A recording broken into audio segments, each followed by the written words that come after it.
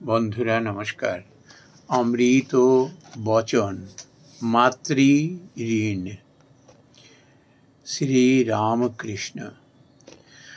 বাপ মা কি কম জিনিস গা, তাঁরা প্রসন্ন না হলে ধর্ম টর্ম কিছুই হয় না। চৈতন্যদেব তো প্রেমে উন্মত্ত, তবু সন্ন্যাসের আগে কতদিন ধরে মাকে বোঝান। বললেন, মা আমি মাঝে মাঝে এসে তোমাকে দেখা দিব।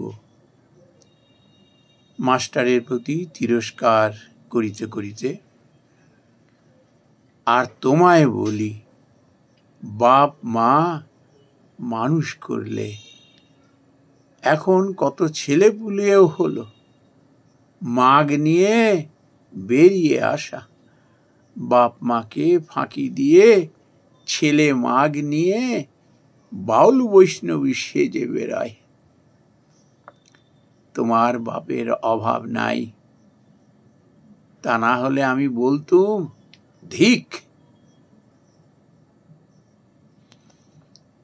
কতকগুলো ঋণ আছে, দেব ঋণ, ঋষি ঋণ, আবার মাতৃ ঋণ, পিতৃ ঋণ, স্ত্রী ঋণ।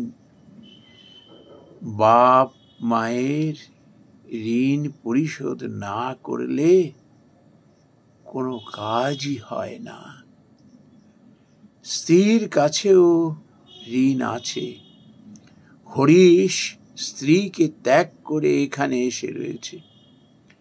যদি তার স্ত্রীর খাবার জোগাড় না থাকতো, তাহলে বলতুম ঢ্যাম না শালা। জ্ঞানের পর ওই স্ত্রীকে দেখবে সাক্ষাৎ ভগবতী।